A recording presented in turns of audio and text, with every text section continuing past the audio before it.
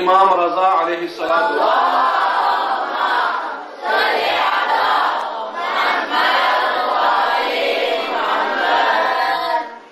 آپ مدینے سے گئے طوس کی طرف. طوس کہاں پہ ہے بھائی؟ ایران میں. شاباش. ابھی جو خراسان ہے نا، خراسان یا مشہد کو خراسان کہتے ہیں. ٹھیک ہے. پہلے یہ دارالخلافہ تھا. دارالخلافہ تھا، بادشاہوں کے کا دارالخلافہ یہیں پہ ہوتا تھا. تو آپ جب آئے مدینے سے خراسان میں، طوس میں، یہ طوس کہتے ہیں، انہیں پورے صوبے کو، علاقے کو طوس کہتے ہیں. جب وہاں آپ پہنچے تو وہاں آپ کو ولی عہد بنا گیا. وہ واقع اپنی جگہ پر.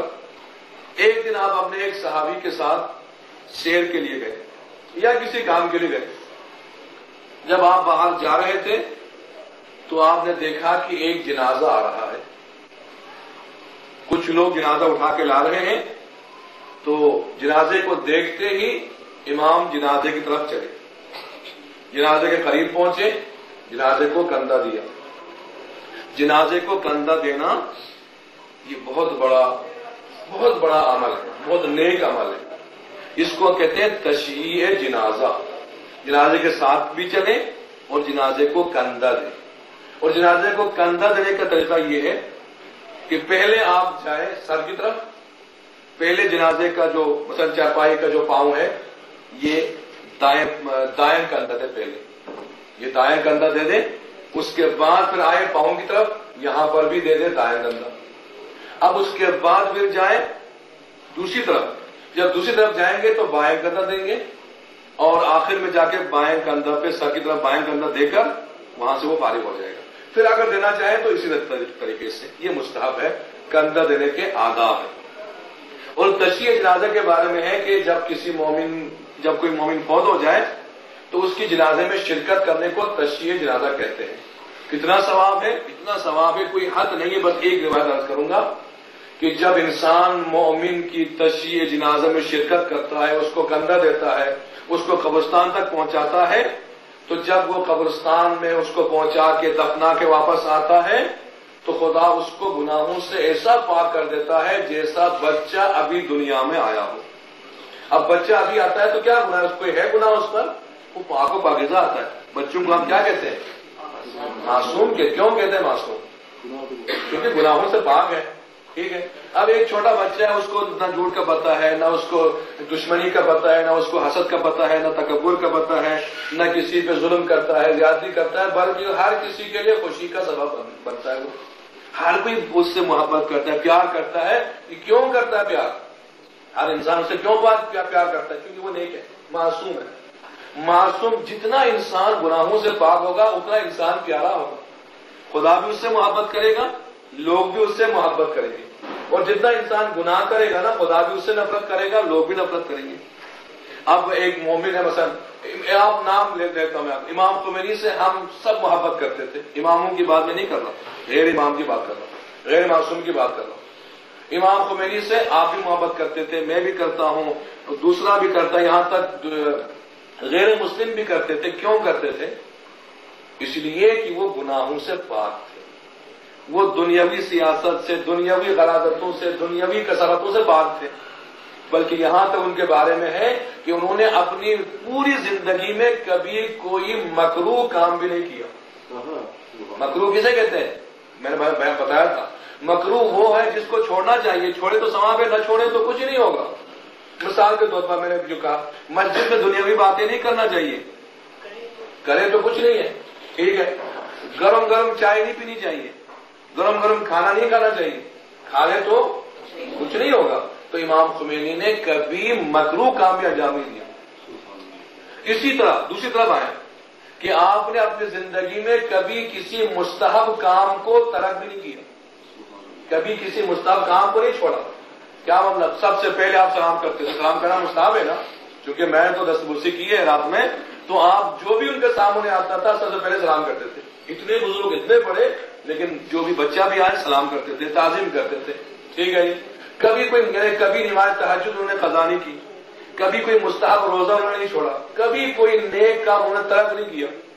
اب جو آدمی مکروہ کو ترک کرے تو کیا وہ حرام نہیں کرے گا؟ لازماً حرام کو ترک کرے گا. جو آدمی کسی مستحب کام کو نہ چھوڑے، حرام کو واجب کو چھوڑے گا؟ نہیں چھوڑے گا. یہی وجہ ہے کہ مستحبات کو انجام دو. کیوں؟ اس لیے کہ مستحبات مقدمہ ہے واجبات کے لیے. اسی طرح مکروہات کو چھوڑو. کیوں؟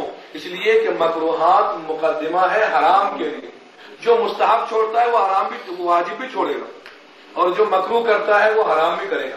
تو جو گناہوں سے پاک ہے اس سے ہر کوئی محبت کرتا ہے. تو ایک مثال دیں گے. اب علماء سے آپ کیوں محبت کرتے ہیں؟ اس لیے کہ علماء گناہ نہیں کرتے، عادل ہوتے ہیں، گناہوں کو چھوڑتے ہیں، نیکیوں کو انجام دیتے ہیں. ٹھیک ہے. اب یہاں پہ کہہ رہا تھا کہ جو تشیع جنازہ کرتا ہے وہ گناہوں سے ایسے پاک ہو جاتا ہے جیسے بچہ ابھی دنیا میں آیا ہو، پاک و پاکیزہ آتا ہے، وہ بھی جب قبرستان سے آتا ہے گناہوں سے پاک ہو جاتا ہے. اب مولا گئے اس جنازے کے قریب، امام رضا گئے، اس کو کندھا دیا، قبر کے پاس آیا. جب جنازہ قبر کے پاس آیا نا، امام نے لوگوں کو ہٹایا، لوگوں کو ہٹا کے آپ قریب گئے، اس کے سینے پہ اپنا دائیں ہاتھ یوں رکھا، ہاتھ رکھ کے ایک جملہ امام نے فرمایا.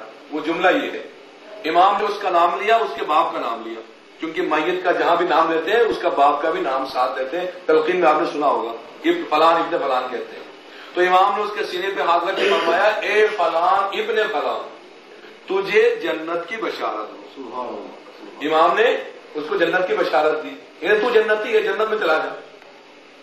یہ فرمایا، وہاں چل پڑے. تو جو ساتھ تھا نا صحابی، اس نے کہا مولا آپ نے اس کا نام بھی لیا جبکہ آپ کو پتہ ہی نہیں ہے کون تھا، اس کے باپ کا بھی نام لیا، اور اس سے ہٹ کر تعجب کی بات یہ کہ آپ نے اس کو جنت کی بشارت بھی دی. تو امام نے ایک جملہ فرمایا، وہ یہ ہے کہ اے بندے خدا، تجھے یقین ہونا چاہیے کہ میں امام زمانہ ہوں.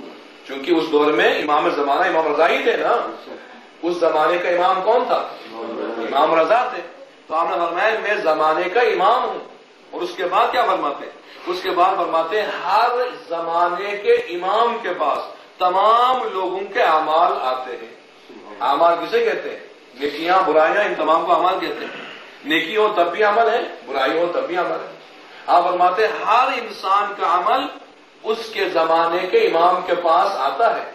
اب اس کے بعد امام فرماتے ہیں اگر ہمارے ماننے والوں کی نیکیاں ہیں ہمیں خوشی ہوتی، ہم ان کے لیے دعا کرتے ہیں.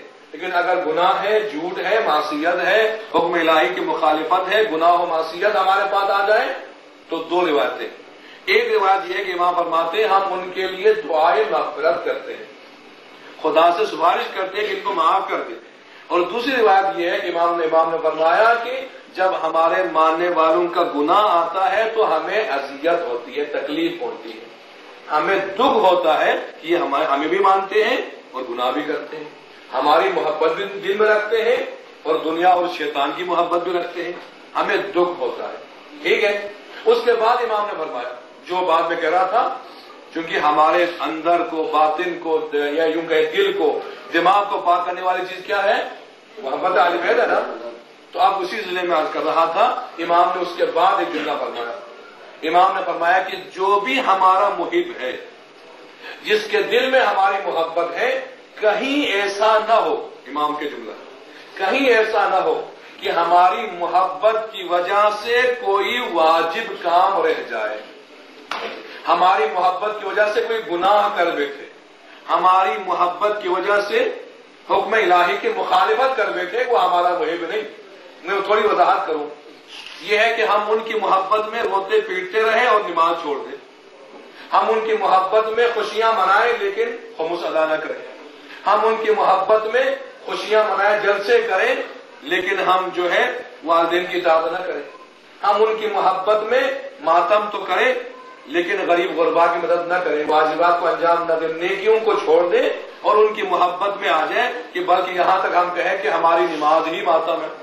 لیکن جیسا کچھ لوگ کہتے ہیں اگر کوئی اس طرح کرتا ہے تو اس کا مطلب یہ ہے کہ وہ محبت اہل بیت کی وجہ سے واجبات کو چھوڑتا ہے، نیکیوں کو چھوڑتا ہے، گناہ کرتا ہے، حکم الہی کی مخالفت کرتا ہے.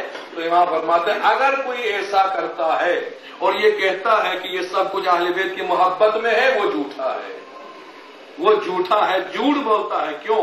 اس لیے کہ جس کے دل میں ہماری محبت ہو وہ کبھی گناہ نہیں کرے گا، جس کے دل میں ہماری محبت ہو وہ جھوٹ نہیں بولے گا، جس کے دل میں ہماری محبت ہو وہ گالی نہیں دے گا، جس کے دل میں ہماری محبت ہو وہ کسی پہ الزام تراشی نہیں کرے گا، جس کے دل میں ہماری محبت ہو وہ والدین کی نافرمانی نہیں کرے گا، جس کے دل میں ہماری محبت ہو وہ بڑوں کا ادب کرے گا، جس کے دل میں ہماری محبت ہو وہ نماز پڑھے گا، جس کے دل میں ہماری محبت ہو وہ روزہ رکھے گا، جس کے دل میں ہماری محبت ہو وہ قرآن پڑھے گا، جس کے دل میں ہماری محبت ہو وہ نیکیوں کو انجام دے گا، برائیوں کو چھوڑ دے گا.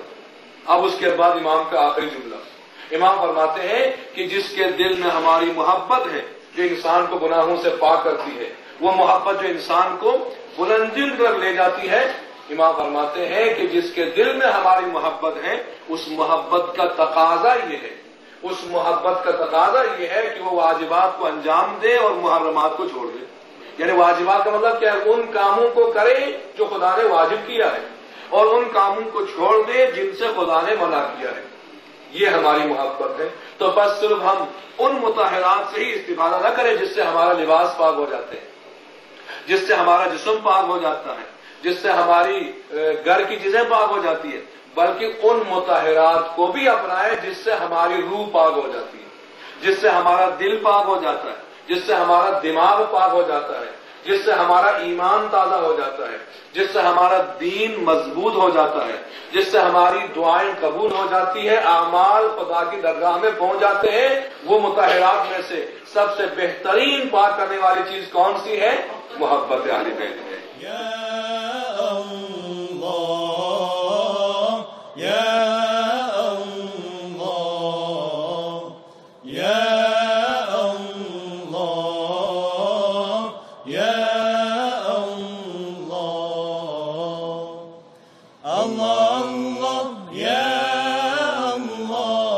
Allah, Allah, ya